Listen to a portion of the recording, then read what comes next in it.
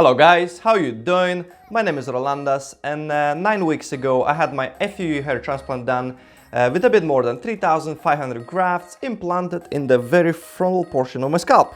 And guys, if you're also supporting the message about no bullshit in the hair transplant and hair loss industry, help me to spread the word by subscribing to the channel, engaging in the comments down below, so we can reach more people and save more hair.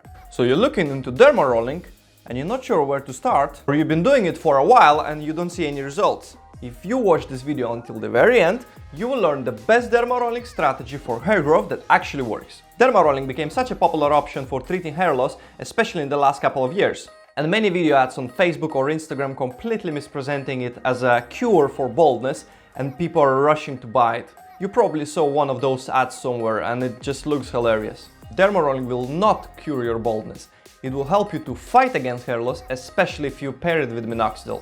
It's simply just another weapon in your arsenal. But first, let's see what kind of rollers are out there.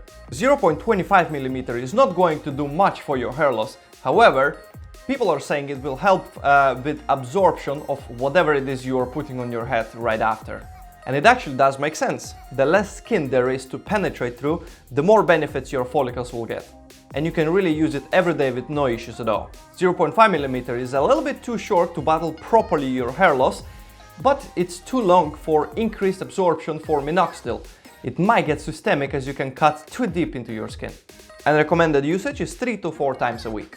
The next one would be 1mm length. It's a great length to stimulate collagen production and promote wound healing, but not advisable for absorption.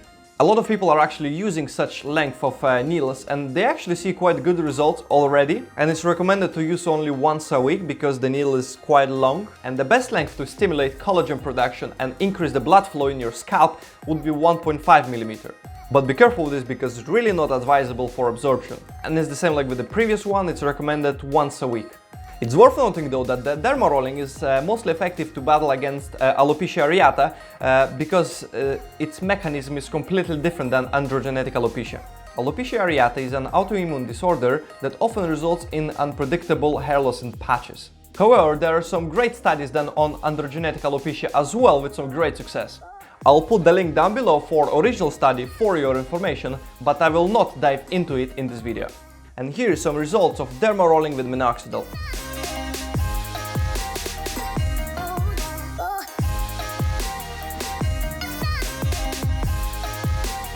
Personally, I have been rolling myself for 12 months straight combined with minoxidil, and I didn't have such a dramatic result as others, but it definitely added into slowing down my hair loss.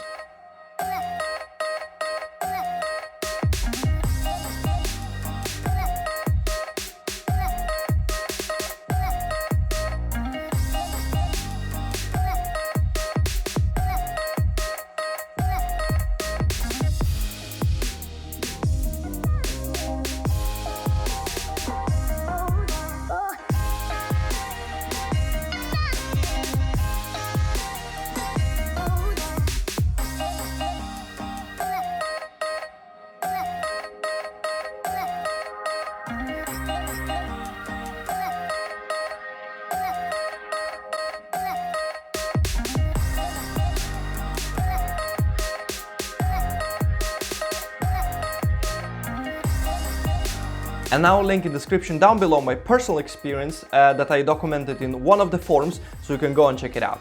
So how to use derma roller for hair growth and what is the best strategy for it? So currently the best results we have seen so far with derma rolling with minoxidil was with 1.5mm needle. In the original study they've been using this needle length and people have seen the best improvement in their hair. And what you want to do is to replicate this study. Once in 7 days you want to roll your derma roller on the affected areas once you achieve some redness, also called inflammation. Don't push too hard on it, but also don't be too light. You want to use a firm pressure. Now the tricky part about it that we don't really know how much of pressure we need to apply, isn't it? Like firm pressure doesn't say anything, and I never seen on any YouTube channel or any forums somebody ever explained to it. So I'll try to explain it in an easy way. And here it goes. So you need to make around 4 pounds of force, or in other words 17 newtons, or in a very simple word, take something in your hand that is around 1.7 kilo, let's say from 1.5 to 2 kilos by weight, and try to push it up. So you basically, what you want to do is you want to determine what's the weight and how much force you need to apply to lift the object. And that's how much force you have to apply when you're pressing on your derma roller while you're rolling it. So when you're rolling, you need to make sure to roll it horizontally, vertically, and diagonally. And I would suggest to roll 3 to 4 times, like so. That's 4. Then again 1, 2, 3, 4, and then diagonally 1, 2, 3, 4. And in this way, you have to cover all of those thinning areas on your head. After 24 hours of your rolling session, you begin to apply minoxidil on your affected area twice a day, and you continue doing so until your next rolling session. And you want to repeat this process for the next 3 to 4 months until you see any improvement. So my advice would be actually quite simple, very similar to the finasteride one. Start using derma roller from a smaller needle length. Start by using 0.5 millimeter and roll it once a week or twice a week if you feel so for the next 4 weeks. And after 1 month you can start using 1 millimeter length, a little bit longer needles, and you're gonna feel a little bit more pain, let's say, but again you have to make sure your scalp is adjusting to it. Don't push too hard, and as the weeks go by you want to start applying a bit more and more pressure, and on your 3rd month you can start using 1.5 millimeter needle length and be extremely careful. Again, the same thing, start slowly, don't put way too much pressure, put less than you have to, just to, you know, your scalp to adjust. Use it only once a week, don't overdo it. At this point you might see any bleeding going on, but it's absolutely normal. Don't freak out, don't panic. It's quite long needle, and frankly that's study been done on this particular needle, and it showed that and it's been proven that it actually works. So when you're choosing your derma roller, I really don't see any difference in any different brands, you know what I mean? So basically just a different name tag and different price, but the roller itself is pretty much the same. So it's no point to overthink this point. And I'll link down below in the description the roller that I've been using. I've been using the derma roller with the stainless steel needles. It's pretty much the same, it just prolongs a little bit the life of the derma roller. You can have like an extra 3 to 4 derma rolling sessions with it. And when do you know when you need to replace your derma roller? Basically when you're rolling and you feel it's not the same, it doesn't feel as sharp, it feels like it can possibly even create more scarring, more bleeding. So you can see that the needles are not really straight, they can be in a slight angle, so that's when you want to replace it. I would recommend to replace from around 8 to 10 derma rolling sessions.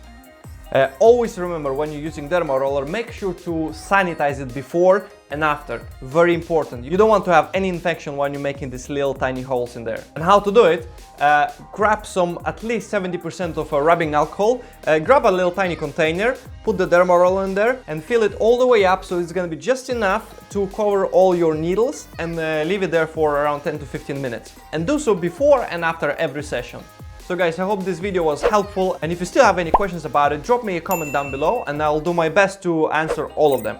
And for now, let's do some rolling.